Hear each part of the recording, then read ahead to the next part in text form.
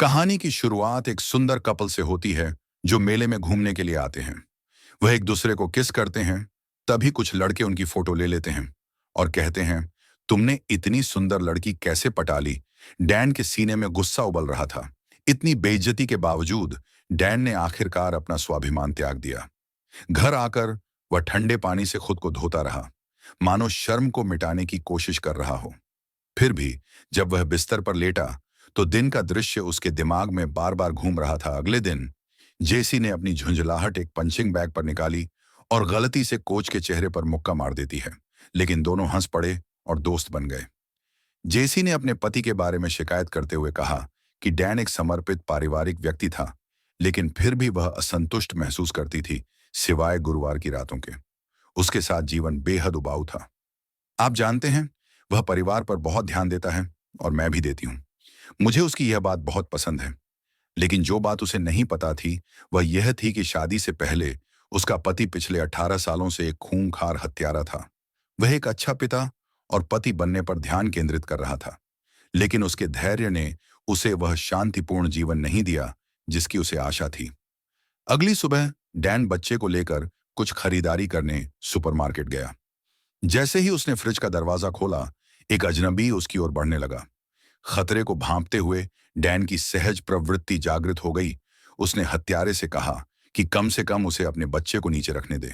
हत्यारे ने उसकी बात नहीं मानी और एक और हमला कर दिया। डैन के पास अपने बच्चे को एक हाथ से ढाल बनाने और दूसरे हाथ से वार रोकने के अलावा कोई चारा नहीं था। फिर भी हत्यारा उस पर हावी नहीं हो सका। इस दृश्य को देखकर पड़ोसी पूरी तरह से दंग रह गए। उनकी नजरों में डैन हमेशा से एक विनम्र और सौम्य व्यक्ति था। उन्हें कभी उम्मीद नहीं थी कि उसका एक ऐसा क्रूर पक्ष भी होगा। हत्यारे को मार गिराने के बाद डैन ने डायपर उठाया और कैशियर की अचंभित निगाहों के सामने से अकड़ते हुए दुकान से बाहर निकल गया। फिर वह अपनी कार में तेजी से घर चला गया। पड़ोसी सदमे से जम गया और वहीं खड़ा रह गया। डैन ने उसे संक्षिप्त जवाब दिया और जल्दी से घर में घुस गया। उसने अपने बेटे को एक तरफ बिठाया, एक रसोई का चाकू उठाया और सीढ़ियों की ओर बढ़ा। उसने दीवार पर लगा पेंट खुरच दिया, जिससे एक पीला बटन दिखाई दिया। डैन ने हथियारों से भरा एक बैग और एक पासपोर्ट निकाला। हालांकि पासपोर्ट की वैधता समाप्त हो चुकी थी। डैन को नीचे वाले डिब्बे से नकदी के 2 बंडल निकालने पड़े। फिर उसने अपने पुराने दोस्त कार्ल को फोन किया और बताया कि उसके पूर्व बॉस को उसके ठिकाने का पता चल गया है। डैन ने कार्ल से अपने, अपनी पत्नी और 3 बच्चों के लिए नई पहचान और आवास की व्यवस्था करने में मदद मांगी। इसके बाद डैन ने जेसी को बताया कि वह उसे और बच्चों को लास वेगास में छुट्टी पर ले जा रहा है। जेसी हैरान थी, लेकिन डैन ने उसे आश्वस्त किया कि वह इस यात्रा की योजना बहुत समय से बना रहा था। बातचीत के दौरान डैन ने बाहर खड़ी एक ऑफ रोड गाड़ी देखी। उसने जेसी से आग्रह किया कि उन्हें तुरंत निकलना होगा, अन्यथा वे ट्रैफिक में फंस जाएंगे, और परिवार अपनी पहली सड़क यात्रा पर निकल पड़ा। लेकिन जैसे ही वह पार्किंग स्थल के प्रवेश द्वार पर पहुंचा, उसने फिर से उस काली कार को देखा। अंदर बैठे लोग उसे घूर रहे थे। उसी क्षण एक बस गुजरी। जब वह गुजरी तो डैन और उसका परिवार गायब हो गया था। डैन कार को मरम्मत की दुकान में ले गया, कार चुराने का बहाना ढूंढते हुए। उसने कार के निचले हिस्से में एक ट्रैकिंग डिवाइस पाया। तुरंत सोच समझकर उसने चुपके से उस ट्रैकर को अपने एक सहकर्मी की कार में लगा दिया, जिसे वह खास तौर पर नापसंद करता था।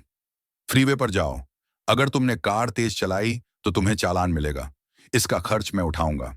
सहकर्मियों ने एक्सीलरेटर दबाया और तेजी से निकल गए, जिससे हत्यारे उसका पीछा करने लगे। इसी बीच डैन वापस लास वेगास की ओर जाने वाले हाईवे पर गाड़ी चला रहा था। उसकी पत्नी रास्ते के खूबसूरत नज़ारों को टिकटॉक पर शेयर करने की योजना बना रही थी। क्या हमें वाकई पोस्ट और ट्वीट करने की जरूरत है? तुम्हें तो मैसेज करना भी नहीं आता, अभी छोड़ दो। दोनों बच्चों ने अनिच्छा से अपने फोन उसे सौंप दिए। उनकी हैरानी के लिए डैन ने तुरंत फोन फेंक दिए। रात में जब पूरा परिवार गहरी नींद में सो रहा था, डैन पूरी तरह से सतर्क रहा और गाड़ी चलाने पर ध्यान केंद्रित किया। लेकिन अचानक उसने आगे पुल पर किसी को देखा। डैन को तुरंत एहसास हो गया कि उसका भेद खुल गया है, और जल्द ही हमलावर मोटरसाइकिल पर उसका पीछा करने लगे और उसकी पत्नी और बच्चों पर नजर डाली। डैन ने शांत भाव से कार का ऑडियो सिस्टम चालू किया, सभी के हेडफोन कनेक्ट किए और आवाज को अधिकतम कर दिया। फिर उसने अपनी कमर से एक पिस्तौल निकाली और उस पर साइलेंसर लगाया। जैसे ही हमलावर करीब आया, उसने गोली चलाई और उनमें से एक को मार गिराया। इस हाथापाई में डैन की बंदूक जमीन पर गिर गई।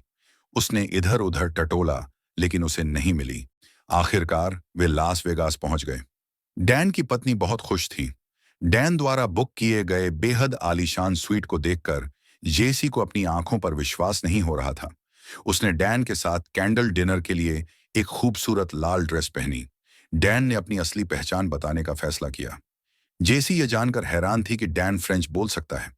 उसे लगा कि उसके सामने खड़ा यह जाना पहचाना आदमी बेहद आकर्षक है। वो बेहद कामुक था और मैं उसके साथ रात बिताने के लिए बेताब थी। जब जेसी बिस्तर पर डैन का इंतजार कर रही थी, तभी अचानक गोलियों की आवाज सुनाई दी और उसका अपहरण कर लिया गया। अपनी पत्नी को बंधक बनाए जाते देख डैन के पास अपनी बंदूक जमीन पर रखने के अलावा कोई चारा नहीं था। बस उसे जाने दो। जैसे ही हत्यारे ने उसे धमकी दी, मैं समझा सकता हूं। जेसी अभी भी सदमे में थी, ये महसूस करते हुए कि खतरा अभी टला नहीं है। डैन ने जल्दी से बच्चों को ढूंढने के लिए भागते हुए बताया। अपने माता पिता को तनाव में देखकर बच्चे असमंजस में पड़ गए। हमें यहां से जाना होगा, क्योंकि मेरा पूर्व सहकर्मी हमें जान से मारने की कोशिश कर रहा है। बच्चे खिलखिलाकर हंस पड़े, क्योंकि उनके मन में उनके पिता की छवि बहुत ही नरम और डरपोक थी। लेकिन यह देखकर डैन जल्दी से उन्हें भागने में मदद करने लगा। सुरक्षित पहुंचने पर डैन ने अपने परिवार के सामने सब कुछ कबूल कर लिया। हालांकि वे उसे माफ नहीं कर सके। धोखे का एहसास करते हुए और उसे हमेशा के लिए छोड़ने का फैसला करते हुए जेसी बच्चों को लेकर हवाई अड्डे पर गई, जहां उसकी अचानक मुक्केबाजी प्रशिक्षक ग्वेन से मुलाकात हो गई। विमान में ग्वेन ने अपनी कहानी सुनाई। वह एक समय कई वर्षों तक एक आदमी के साथ रिश्ते में थी, लेकिन एक दिन वह अचानक गायब हो गया। जब उसने उसे दोबारा देखा, तो उसने एक ऐसी महिला से शादी कर ली थी जो उससे बिल्कुल अलग थी। तो ग्वेन उस औरत के करीब आ गई, उसका भरोसा जीत लिया। यह महसूस करते हुए कि जिस औरत के बारे में ग्वेन बात कर रही थी, वह खुद थी। उसने जाने का बहाना बनाने की कोशिश की, लेकिन तुरंत रोक दी गई। बूढ़े आदमी ने डैन को चेतावनी दी कि वह अकेले आए, वरना वह उसकी पत्नी और बच्चों को मार डालेगा। डैन जल्दी से पहुंचा, लेकिन उसके हाथों में हथकड़ी लगा दी गई।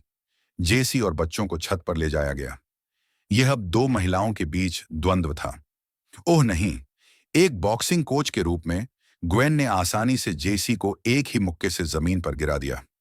जब ग्वेन उसका मजाक उड़ा रही थी और उसे ताने मार रही थी, जेसी ने जमीन से एक बांस का डंडा उठाया और ग्वेन को मार देती है। इस बीच हत्यारों का संगठन पूरी तरह से खत्म हो गया। डैन और उसका परिवार एक बार फिर सड़क पर निकल पड़े, अपनी अधूरी यात्रा जारी रखते हुए।